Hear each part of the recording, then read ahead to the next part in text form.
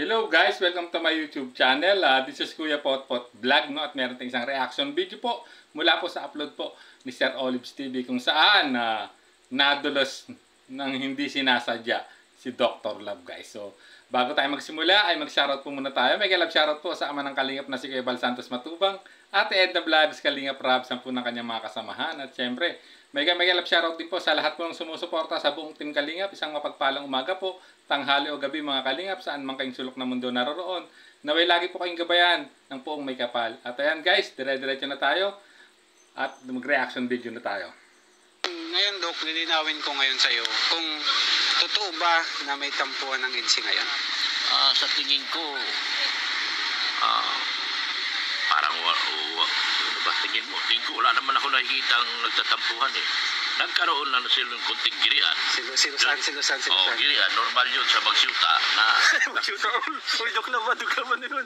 Duklaman na yun. Wala pa akong inaamin. Nadulas lang. Nadulas lang. Ang bihira si Dr. Love. Grabe naman itong pagkakadulas niya, no? At sa itinanong, no, ni Sir Olives, no, kinaklaro niya kung magkaroon ba talaga ng tampuhan itong dalawa, ang EDSI, guys. At nakirinig nyo ang naging sagot po ni Dr. Love. Grabe, nakakagulat na sagot to at hindi natin nakalain, no? Ba't kaya niya nabanggit kaya tayo at bigla niyang binawi ang kanyang pagkakadulas, no? Normal lang daw, no? Sa magjowa na nagkakagri ang pambihira si Dr. Love, guys. So sundan pa natin. Normal lang yun sa mag-imyo. May na lang, understanding. Magkaroon talaga na minsan ng... Sasaktan ka. Siyempre, Silos ka kahit beneficiaries mo yan at sobrang close naman sa iyo. Siyempre, isipin ng isa na bakit may closeness silang ganun ka-dikit. Gayong ako itong nililigawan mo. Diba? So yun guys, no, nilaro. So siguro dahil nga sa meron na sila, no, tulad ng pagkakasabi ni Dr. Love na mutual understanding yung dalawa, pero na nagkakaroon ng silusan dahil sa mga beneficiary po ni Kalingap Edu. So sundan natin ang magiging paliwanag mo naman dito ni Dr. Love, guys, at panoorin natin ang video. Parang ang viewers kasi ang mga nagsasabi ng gano'n. Oo nga. Yung mga viewers. Ang mga viewers ang naunang nakakaintindi sa situation na nakikita nila doon sa mga vlog. Yun. Kaya pala nagre-react sila ng gano'n. Nagre-react sila dahil masyado na raw close. Minsan daw, nasa live. Minsan niya, isang katulad nitong kagabi. Nag-live ako. Kagabi. Oo, nasabay ko si Ido. Oo. Siyempre sabi ko, lumipat natin Ido. Pero hindi ako makalis kasi yung pakulay ko, kailangan kong alisin yung yung kulay sa live ko. Kailangan mawala muna siya. Bago tayo mag-end. Oo, bago mag-end. Eh ngayon, bago mawala, dinagdagan nung pakulay uli nung sponsor natin. Hintayin mo ulit yun. Hintayin ko na naman. So, sabi ko, kahit 200, 100 lang ang nandito sa akin, okay lang sa akin. So, ito, maya-maya, nagbalikan. Dumami ulit. Nagbalik. Galit na galit. Mga viewers. Puro daw si Arjen daw nagpapalakas sa kanyang channel. Sabi ni Ido. Ano ba yun? Sabi ni Ido. Sabi ni Kuya Edson? Oo, nagsisilos.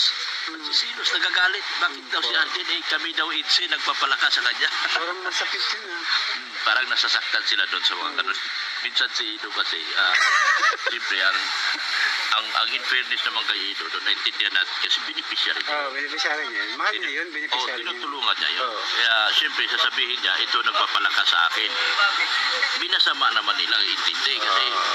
mali lang yung interpretation nila. Mali lang yung pagka-interpret sa interpretation nila doon na ang iniisip nila na si Adrian malakas kay Ido. Yung ibig sabihin, merong konting kunik na para kay Ido. Mali talaga yung pagkakaintindi. Mali. So yun, no, guys, no, dito, no, at nakwento ni Dr. Love, no, nagkasabay sila ng live kay Edo at pinapuntan niya kanyang ibang viewers doon, ngunit bumalik agad dahil panay banggit, no, or yun ang na-dismaya sa sinasabi ni Kalingap Edu, which ito ang paliwanag diyan, guys, no.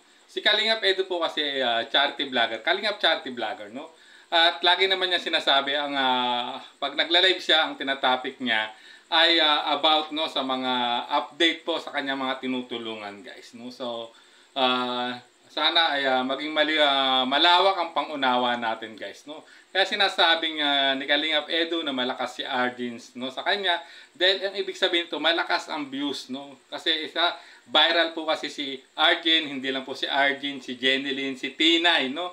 At kung sino pa yung ibang nag-viral po na beneficiary ni Kalingap Edu. Yun yung ibig sabihin po ni Kalingap Edu. Guys, kasi po, hindi niya pwedeng pabayaan si Argin dahil malaki ang pinapasok na revenue nito dahil malakas nga ang business ni Argens pag binablog po ni Kalingap Edu. At which is beneficiary din niya yun, no? Which is dapat ay hindi natin hindi dapat pagsilosan ng ibang EDSI supporters kasi nga po, guys, doon niya kinukuha sa mga beneficiary niyang may malalakas na views o viral kay Kalingap Edu ang ibang pinangtutulong niya, guys. Kasi kung papabayaan niya ang mga ito, saan na siya kukuha ng ipang tutulong niya kung hindi naman niya din tuloy-tuloy na iba-vlog ang mga beneficiary niya na may viral or may mataas na views, no, sa kanyang channel. Sana ay bilang kung talagang nagmamahal tayo sa EDSI, kay Beyonce, sana yakapin din natin kasi si Kalingap Edu or si Javi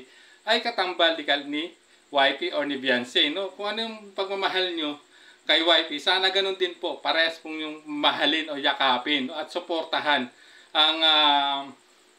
ang bawat isa sa kanila. Katulad po ng pagsuporta ni YP kay Javi, guys. So sana dapat maintindihan nyo na kailangan niyang gawin talaga yon ni Kalingap Edu dahil isa siyang charity vlogger, no.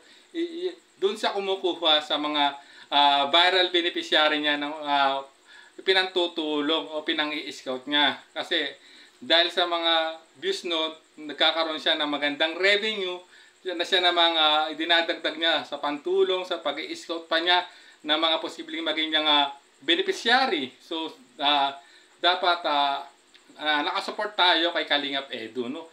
Huwag natin masamain kung ang topic lagi po ni Kalingap Edu sa kanyang live ay kanyang mga beneficiaries. Dapat nauunawaan natin siya kung talagang minamahal natin ang EDSI, no? Siyempre, ang EDSI ay combination ni Beyonce at ni Kalingap Edu. So, dapat pares mo silang yayakapin o susuportahan, guys, no? Sana yan yung pilit na pinapaliwanag po ni Dr. Love sa mga viewers, no? Na wag nang bigyang kulay, no? Yung pagiging malapit po, no, ni Kalingap Edu sa kanyang mga beneficiary. Kasi beneficiary niya yun, eh. Lalong-lalo na yung mga viral, guys. So, no, dapat support po natin, no? Yakapin din natin sila, no?